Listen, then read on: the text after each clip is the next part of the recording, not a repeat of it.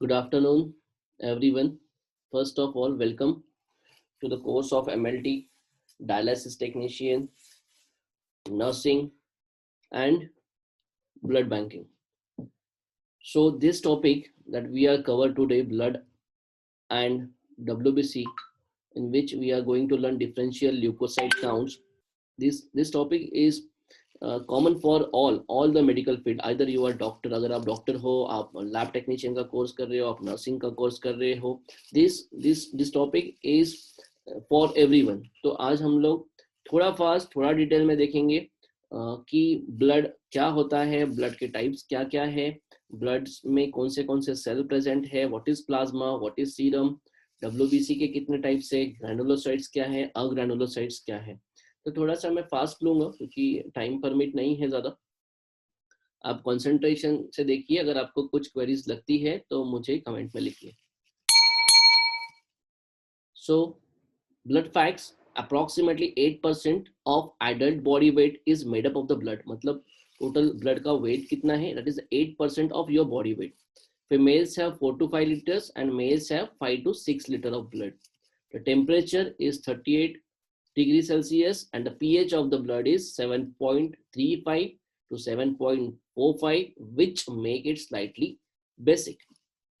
Whole blood is about 4.5 to 5.5 times as viscous as water. ये थोड़ा सा गाढ़ा होता है, पानी से कंपेयर करें तो ब्लड थोड़ा सा गाढ़ा होता है. अगर ये गाढ़ा ना हो, ये कम गाढ़ा हो, ये थोड़ा सा ज़्यादा गाढ़ा हो, ये इसकी विस्कोसिटी में अगर कुछ चेंज आए तो पेशेंट को कार्डियोवास्कुलर डिसीजेस हो सकते हैं, हार्ट में प्रॉब्लम हो सकते हैं. जो ब्लड रहता है आर्टरीज में वो ब्राइट रेड कलर का रहता है और इन वेन्स वो थोड़ा डार्क रहेगा क्योंकि आर्टरीज का जो ब्लड है that is oxygenated. An artificial substitute for a human blood has not been found. अभी तक ब्लड के लिए दूसरा कुछ रिप्लेसमेंट नहीं मिला है. अगर किसी को ब्लड की डेफिशिएंसी है तो उसे ब्लड ही देना पड़ेगा. Circulatory system is composed of blood, heart and blood vessels. हमारे सर्कुलेटरी सिस्टम में तीन चीजें इंपॉर्टेंट है, एक तो ब्लड, सेकेंड हार्ट और blood vessels. This is the diagram of the circulatory system. हम लोग पूरा सर्कुलेटरी सिस्टम पढ़ेंगे फिजियोलॉजी में, जिसमें सारा हम लोग इसके हार्ट के बारे में जानेंगे, उसके चैम्बर्स के बारे में जानेंगे. Next is suppose if you take a blood in a test tube and you centrifuge is, ये सेंट्रीफ्यूज मशीन है, ये सेंट्रीफ्यूगल फोर्स के प्रिंसिपल पे काम करती है. अगर हम लोग इसे सेंट्रीफ्यूज करें तो हमें कुछ इस प्रकार से आपको टेस्ट ट्यूब में सैंपल मिलेगा आफ्टर सेंट्रीफ्यूजिंग. जो नीचे वाला कोट है लाल लाल कलर का, दिस इज द इरिथ्रोसाइट, वो है आरबीसी. तो बीच में ये व्हाइट लाइन है, this is called the buffy coat, वो कॉम्प्रोमाइज्ड है ल्यूकोसाइट एंड प्लेटलेट में. और ऊपर का जो पोर्शन है दैट इज द प्लाज्मा. तो ब्लड में ये तीन चीजें होती है, एक प्लाज्मा, सेकेंड एक बफी कोट जिसमें ल्यूकोसाइट्स एंड प्लेटलेट्स है, and third is the erythrocyte. उसमें सबसे ज्यादा परसेंटेज है प्लाज्मा का, दैट इज 55%, एंड सबसे कम है leucocyte and platelet, and second highest is erythrocyte. Erythrocyte मतलब आरबीसी. ल्यूकोसाइट, प्लेटलेट और एरिथ्रोसाइट को तीनों को कंबाइन करके नाम दिया है फॉर्म्ड एलिमेंट्स. ये फॉर्म्ड एलिमेंट्स है और ऊपर का part is plasma. This is plasma, it's 9:30. This is plasma and नीचे का जो पार्ट है वो है फॉर्म्ड एलिमेंट. एक बात मैं आपको बता देता हूँ, बाद में तो हम लोग लेंगे, प्लाज्मा और सीरम में क्या डिफरेंस है. Plasma contain a clotting factor, serum में क्लॉटिंग फैक्टर्स नहीं होते. हेमाटोक्रिट, हेमाटोक्रिट के बारे में हम लोग पूरा लेक्चर लेंगे. हेमाटोक्रिट फीमेल में 37-48 और मेल में 45-52. This is for the today's lecture. Hemoglobin in female it is 12-16. कुछ लैब में ये वैल्यूज अलग आपको मिल सकती है. मेल में 13-18 ग्राम पर 100 ml, 12 से 16 और 13 से 18. Mean RBC count in female is 4.8 million per microliter. Female में, मेल में ये 5.4 millions microliter. 4.8 and 5.4, ये याद रखना, ये MCQ में पूछते हैं. प्लेटलेट इज हर लैब में अलग अलग मिलता है. That is 1.5 lakhs to 3.5 lakhs कहीं मिलेगा, तो कहीं कहीं 1.3 lakhs to 3.6 lakhs. WBC count 4,000 to 11,000 या कोई लैब्स 4,000 to 10,000 भी लिखते हैं. फ्रैक्शन ऑफ बॉडी वेट हमने अभी देखा था, 8% of total body weight is compromised of a blood. Volume 4.5, 5.6 in male. Temperature, pH हमने देख लिया. प्लाज्मा ऑस्मोलैरिटी इज 280 to 300, ये एमसीक्यू के लिए पूछते हैं. So function of the circulatory system, क्या काम है सर्कुलेटरी सिस्टम का या ब्लड का? वो ऑक्सीजन को कैरी करता है, न्यूट्रिशन को कैरी करता है, hormones, clotting factors and protective substances, इनको ब्लड ट्रांसपोर्ट का काम करता है. मतलब ब्लड ने ऑक्सीजन लिया लंग से तो वो ब्रेन के पास लेके जाएगा, ग्लूकोज लिया स्टमक से तो वो ब्लड के ब्रेन के पास, लीवर के पास, हार्मोन को थायराइड ग्लैंड से लेके पूरे बॉडी में लेके जाना, क्लॉटिंग फैक्टर को मूव करना, ये सारी चीजें सर्कुलेटरी सिस्टम और हमारा ब्लड करता है. Collect waste product from the tissue and deliver to the patient organ like kidney and lung. ये वेस्ट प्रोडक्ट को कलेक्ट करना और उसको बाकी ऑर्गन के पास भी लेके जाने का काम भी ब्लड करता है. कंपोजिशन ऑफ प्लाज्मा, जैसे कि हमने देखा था ब्लड को हम लोग डिवाइड करते हैं तो एक होता है प्लाज्मा, सेकंड होता है फॉर्म्ड एलिमेंट. तो प्लाज्मा की क्या कैरेक्टरिस्टिक्स है? तो प्लाज्मा में सबसे ज्यादा होता है water. Plasma is 90 to 92% made up of the water. बाद में उसमें मेन चीजें होती है प्रोटीन. प्रोटीन के टाइप से albumin, globulin, fibrinogens and some enzymes. Next होता है glucose, amino acid and lactic acid. Composition of plasma में सेकंड है iron, some vitamin, some electrolytes. Electrolyte में सोडियम, पोटेशियम. इसकी वैल्यूज आपने इतना नहीं भी ध्यान दिया तो भी चलेगा, बट क्या क्या चीजें होती है ये आपको पता रहना चाहिए. Iron, vitamin and electrolytes.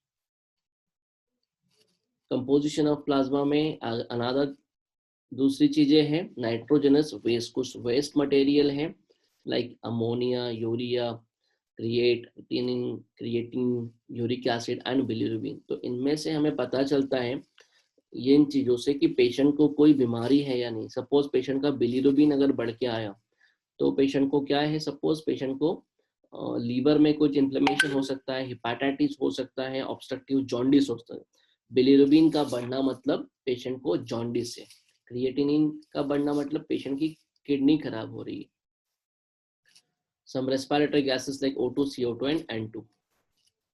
This is plasma and serum. Plasma और serum में मैंने कहा plasma में clotting factor present है, serum में clotting factor नहीं है. यहाँ पे clot होके वो clotting factor use हो गया. इसको हम लोग बाद में डिटेल में पढ़ेंगे जब हम लोग serum और plasma का difference पढ़ेंगे. Formed element includes erythrocyte, platelet and leukocyte. Erythrocyte is the RBC, red blood cells, platelet and platelet को बोलते हैं cellular fragments. Leukocyte is the white blood cells. Leukocytes के टाइप हमने पढ़े थे आज, that is granulocyte and agranulocyte. Granulocytes are characterized into neutrophil, eosinophil and basophil, and agranulocyte is the lymphocyte and the monocyte. These are the different cells, है ना. हम लोग अभी एक एक सेल के बारे में पढ़ेंगे, लाइक मोनोसाइट कैसे दिखते हैं, न्यूट्रोफिल्स कैसे होते हैं, बेसोफिल्स कैसे होते हैं, क्योंकि एग्जाम में आपको पेरिफेरल स्मीयर बनाना है और एग्जामिनर्स आपको पूछेंगे show the monocyte, show the lymphocytes. तो आपको हर एक सेल कैसा दिखता है ये ऑब्जर्व करना है और उसके बारे में इंफॉर्मेशन लेनी है. नॉर्मल ब्लड स्मीयर कैसे बनाते हैं इसके ऊपर आपका पूरा प्रैक्टिकल रहेगा, बट उसके पहले सेल्स दिखते कैसे हैं हम लोग वो जानेंगे. These are the erythrocytes. Erythrocytes का साइज होता है 7.5 micrometers. Okay, primary cell contain hemoglobin, the protein that bind oxygen and carbon dioxide. No nucleus. RBC में nucleus नहीं होता है, WC में nucleus होता है. This is the hemoglobin consist of hemoglobin. ये दो चीजों से बना है, एक तो ग्लोबिन एंड हीम. हीम मतलब आयरन, ग्लोबिन मतलब प्रोटीन. हीमोग्लोबिन आपको चाहिए तो आपको शरीर में दो चीजें चाहिए, एक तो आयरन चाहिए और सेकंड ग्लोबिन चाहिए. ग्लोबिन कैसा बनता है? Globin consist of 2 alpha and 2 beta sub unit. Each sub unit bind to the haem group. देखो ये जो है ब्राउन कलर के रिंग, इसमें देखो एक बीटा लिखा हुआ है, ये भी ब्राउन है, बीटा है। तो हीमोग्लोबिन में अल्फा और बीटा दो चीजों से मिलके बना होता है ये, and each sub unit bind to the haem group, और ये जो ब्लू कलर का है this is the haem group. जैसे कि आपने एक बीमारी का नाम सुना है thalassaemia, thalassaemia that is alpha thalassaemia या बीटा थैलेसेमिया। तो अल्फा चेन में प्रॉब्लम है या बीटा चेन में प्रॉब्लम है, दैट कैरेक्टराइज योर थैलेसेमिया, उसके ऊपर हम लोग बाद में आएंगे। Haem group, each heme group bears an atom of iron which bind reversibly with the one molecule of the oxygen। देखो इसमें चार चार चार इसमें हीम के मॉलिक्यूल्स है, तो ये चार ऑक्सीजन से बाइंड हो गए, carry 4 molecule of the oxygen. एक हीमोग्लोबिन कितने ऑक्सीजन को कैरी करता है? 4 मॉलिक्यूल ऑफ ऑक्सीजन। ये एमसीक्यू के लिए आप लिख लीजिए। Then the first cell is the red blood cell. Red blood cell के बारे में आपको पूछ सकते हैं शॉर्ट नोट। उसका साइज है 7.5 माइक्रोमीटर और थिकनेस है 2 micrometer. It is a biconcave shape which is suited for a gas exchange. The shape is flexible so that RBC can pass through the smallest blood vessel। RBC का shape ऐसा होता है कि वो छोटे से छोटे कैपिलरी में से जा सके एंड वो गैस एक्सचेंज कर सके। फंक्शन क्या है एरिथ्रोसाइट्स के? Primary function transport of oxygen from lung to the tissue cell and carbon dioxide from tissue cell to the lung. Oxygen को कैरी करके वो बॉडी तक लेके जाने का काम कौन करेगा? आपका erythrocyte. It buffer the blood pH. और प्रोडक्शन कहाँ होता है? Hematopoiesis. Hematopoiesis refers to the whole blood cell production. खून के बनने के प्रोसेस को बोलते हैं hematopoiesis. Erythropoiesis refers specially to the red cell production. सिर्फ अगर आरबीसी बन रहे हैं तो उसे बोलेंगे erythropoiesis। all blood cell including red and white cell produced in a red bone marrow। जो red bone marrow होता है, ये दिख रहा है आपको एक्सियल स्केलेटन है ना, इनमें बनता है रेड बोन मैरो में आपके खून बनता है। erythropoiesis हेमाटोपोइसिस की प्रोसेस यहाँ पे होती है। On average 1 ounce or 100 billion blood cells are made each day। 100 billion 1 billion कहाँ है और 100 billion blood cells are made each day। Hematopoiesis, the red bone marrow is a network of reticular connective tissue that borders on a wide blood capillaries called blood sinusoids। this is ये ऐसी process होती है, इसके अंदर haematopoiesis होता है, इसके ऊपर इतना एम्फसाइज नहीं है।